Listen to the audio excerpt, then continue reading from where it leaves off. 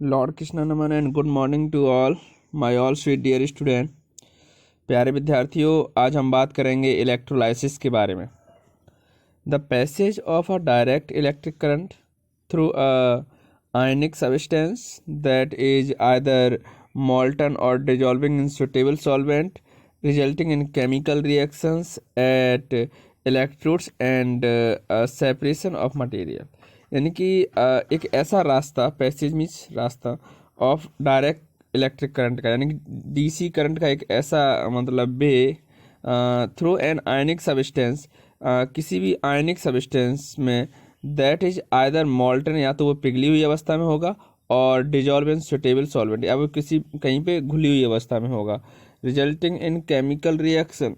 तो यहाँ पर एक केमिकल रिएक्शन होगी एट इलेक्ट्रोड एंड इलेक्ट्रोड पर, और सेपरेट ऑफ मटेरियल, जो मटेरियल को क्या करेगा, सेपरेट करेगा, है ना प्यारे विद्यार्थियों, क्या करेगा, ये सेपरेट करेगा। रिक्वायरमेंट ऑफ इलेक्ट्रोलाइसिस की अगर हम बात करें तो an electrolytes a direct current, DC supply की जरूरत पड़ेगी। तो मतलब electrolyte it is a substance containing free ion which are carries of electric current in electrolyte, यानी कि यहाँ पर इलेक्ट्रिक करंट की हमें इलेक्ट्रोलाइट्स की ज़रूरत पड़ेगी, ठीक है। डायरेक्ट करंट, डीसी करंट की भी हमें ज़रूरत पड़ेगी। It provide the electric energy necessary to create और discharge the ions in the electrolyte. Electric current is carried by the electrons the external circuit। ठीक है, तो हमें बाहर से किसकी ज़रूरत पड़ेगी, डीसी सप्लाई की ज़रूरत पड़ेगी, ठीक है। Requirement of electrolysis two electrodes. Electrolysis is an electrical conductor which provide the physical interface between the electric circuit, provide the energy and the electrolytes. तो यहाँ पर दो हमें इलेक्ट्रोलाइट्स की ज़रूरत पड़ेगी, यानी कि इलेक्ट्रोलाइट्स जो हैं इलेक्ट्रिकल कंडक्टर के रूप में काम करेंगे, which provide the physical interface, जो हमें फिजिकल इंटरफेस प्रोवाइड कराएंगे बिटवीन इलेक्ट्रिक करंट और providing the energy of electrolyte, यानी कि एनर्जी और इलेक्ट्रिक करंट के बीच में क्या इंटरफेस जो हमें देने का काम करेंगे, ठीक है स्टूडेंट। रिक्वायरमेंट ऑफ इलेक्ट्रोलाइसिस में आप देख सकते हैं कि सबसे पहले तो एक फ्लास्क लेंगे जिसमें हम अंदर इलेक्ट्रोलाइट भरेंगे। अब इसमें हम क्या करेंगे, दो रॉड लेंगे, एक को हम एनोड बनाएंगे, दूसरे को हम कैथोड बनाएंगे, और इस पर हम डीसी सप्लाई फ्लो करेंगे, यानी कि डीसी करंट को जो है अप्लाई करेंगे। तो यहाँ पे पावर सप्लाई, यानी कि प्लस की डायरेक्शन में एनोड और मतलब माइनस की डायरेक्शन में कैथोड, ठीक है। तो कैथोड के पास अब चूँकि वो वहाँ पर इलेक्ट्रॉन आ रहे हैं, और इधर मतलब प्लस चार्ज जो है वो जा रहा है। तो the following figure show the electrolytes, battery, power supply and electrodes, cathode and anode required for electrolytes, है ना। तो यहाँ पर इनकी ज़रूरत पड़ेगी। इलेक्ट्रोलाइसिस को एक बार समझ लीजिए। इफ़ यू मेल्ट और dissolve an ionic compound such as NaCl, CuCl2, copper chloride या sodium chloride, then the ion become free. तो ऐसे में आयन क्या हो जाएंगे, फ्री हो जाएंगे, to move around and carry electric current. ये फ्री हो जाएंगे और फ्री होकर क्या करेंगे, करंट को कैरी करेंगे। ये पहले देखो मॉलिक्यूल ऑफ कॉपर क्लोराइड जो है पहले पास पास थे दोनों, और बाद में ये आयनित अवस्था में आ गए, फ्री हो गए, और दोनों के पास ही चार्ज है, ठीक है। Molecule of solid copper chloride after the wing dissolving, ठीक है। तो ये डिजॉल्विंग होने के बाद ये नई सिचुएशन है। इलेक्ट्रोलाइसिस में electrolysis is use to separate the metal from its component. आप मेटल को सेपरेशन में भी इसका यूज कर सकते हैं, सेपरेट करने में भी इसका यूज कर सकते हैं, ठीक है। एक एनोड और एक कैथोड।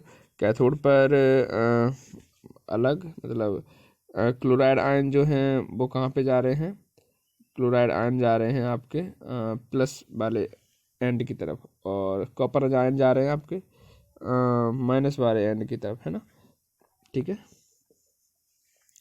प्यूरिफाइंग कॉपर, कॉपर को भी प्यूरिफाई करने में इसकी हेल्प लेते हैं हम। इम्प्योर कॉपर जो है यहाँ पर, और प्योर कॉपर दूसरी तरफ हो जाता है। तो कैसे, सॉल्यूशन कंटेनिंग कॉपर आयंस। तो प्यारे विद्यार्थियों, एट द एनोड, एनोड पे क्या होगा, कॉपर जो है कि सॉलिड में है, कॉपर आयनित अवस्था में पहुंच जाएगा, Cu+2, एक्वस मीडियम में, और यहाँ पर 2 इलेक्ट्रॉन जो है ये और ले लेगा, ठीक है। और एट द कैथोड पे क्या होगा, कॉपर एक्वस में है, यहाँ पर 2 इलेक्ट्रॉन ये और लेगा और ये सॉलिड अवस्था में कॉपर बन जाएगा, है ना स्टूडेंट। इलेक्ट्रोलाइसिस इक्वेशन क्या कहती है, we need to be able to write half equation to show what happens during electrolysis for copper chloride।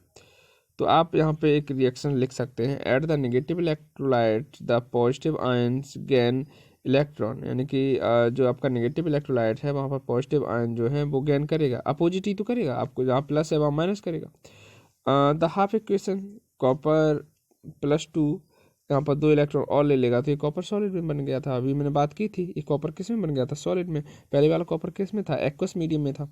At the positive electrodes the negative ions loose electrons, और जो positive electrode है वहाँ पर negative ion कैसे किए जाएंगे, loose कर दिए जाएंगे, छोड़ दिए जाएंगे। बिकम न्यूट्रल क्लोरीन, तो यहाँ पर जो क्लोरीन है वो न्यूट्रल हो जाएगी। मॉलिक्यूल क्या क्या होगा, the half equation is twice Cl, minus में होगा Cl, है ना, तो ये 2 इलेक्ट्रॉन क्या करेगा, छोड़ देगा, ये मतलब प्योर हो जाएगा, है ना।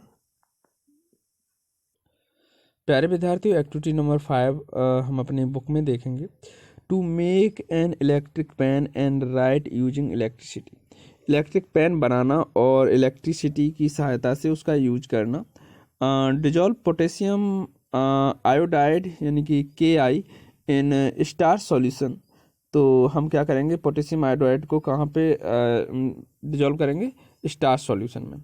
सोक a piece of chart paper in the solution, और इस सॉल्यूशन में हम चार्ट पेपर के पीस को क्या कर देंगे, सोक कर देंगे, है ना। Attach a bare copper wire to the paper, तो यहाँ पर हम एक कॉपर वायर को इस पेपर से क्या कर देंगे, अटैच कर देंगे। Connect the wire to the negative terminal of the battery, तो यहाँ पर हम कनेक्ट कर देंगे इस वायर को नेगेटिव टर्मिनल ऑफ बैटरी, यानी बैटरी के नेगेटिव टर्मिनल से।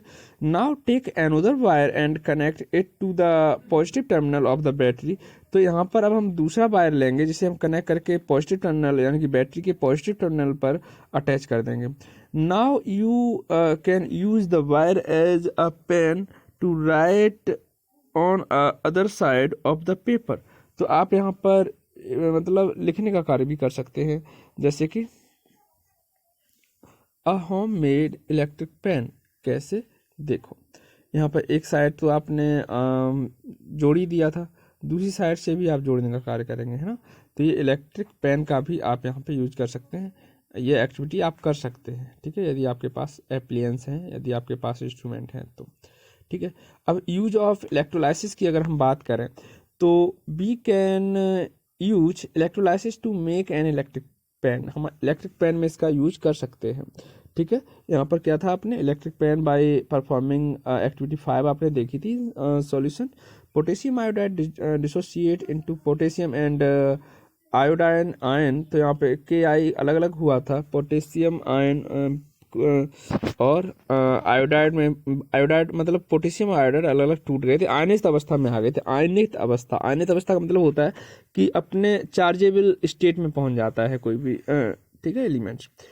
तो when electricity is passed through the solution of the iodine ion anion get attached to, when electricity is pass through the solution, जब हम ऐसे सॉल्यूशन से electricity pass करते हैं आयोडीन आयन एनायन पर, get attract to the positive electrode anode and lose their charge to from iodine atoms, यानी कि जो आयोडीन पर चार्जेबल अमाउंट है वो अपने इलेक्ट्रॉन लूज कर देगा, क्यों, क्योंकि अब आयनित अवस्था में आ गया था, क्योंकि हमने इसमें इलेक्ट्रिसिटी मतलब प्रवाहित कर दी थी।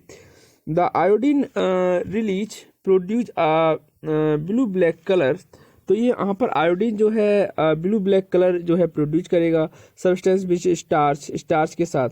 This appears as a writing on the paper, तो यहाँ पर ऐसा लगेगा हमें कि ये पेपर पर लिख रहा है, क्योंकि ये कलर ऐसा चेंज कर रहा है, ब्लू ब्लैक कलर चेंज कर रहा है।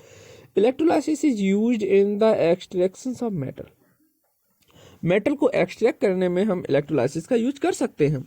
Therefore, for example, if current is passed through copper sulfate solution, अगर हम कॉपर सल्फेट सॉल्यूशन से करंट पास करते हैं, है ना, तो copper gets deposited as the cathode, यानी कि कॉपर जो है इकट्ठा होना स्टार्ट हो जाता है, डिपोजिट होना स्टार्ट हो जाता है कैथोड पर। हमने बताया था एनोड और कैथोड दो सिरे होते हैं, है ना। Similarly when current is pass through molten sodium chloride, ऐसे ही जब हम मोल्टन यानी कि पिघले हुए सोडियम क्लोराइड यानी कि जो साल्ट सॉल्यूशन है, अगर वो एक्वस फॉर्म में है, उस पर हम करंट फ्लो करते हैं, तो common salt solution is obtain the cathode, यानी कि जो आपका कॉमन साल्ट सॉल्यूशन है वो कहाँ से प्राप्त हो जाएगा, आपको कैथोड से प्राप्त हो जाएगा। इलेक्ट्रोलाइसिस ऑफ कॉमन साल्ट यानी कि sodium chloride solution decompose it into sodium metal and chlorine gas.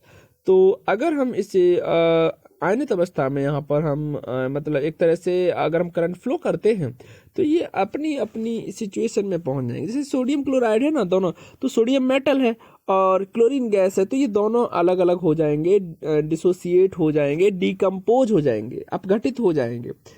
The process is thus used for a manufacturing of chlorine gas।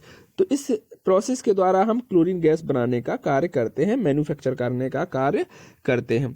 It is used for purification of certain metal like copper and zinc. Purification of copper has been discussed later in the chapter. Okay, हम बाद में बात करेंगे इसके बारे में। Electrolysis find a wide use of electroplating.